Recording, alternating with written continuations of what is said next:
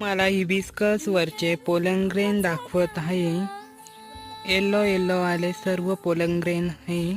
आणि आमच्या हिबिस्कसला 2 प्रकारचे आणि एक दुसरं रेड कलरचे झाड आहे. आणि एकाच झाडाला 2 प्रकारचे फ्लावर्स आले आहे.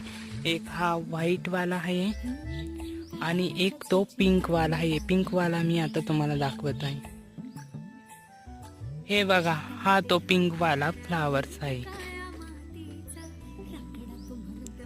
असे एका झाडाला व्हाईट आणि पिंक वाले फ्लावर्स खूप सारे आलेले आहेत.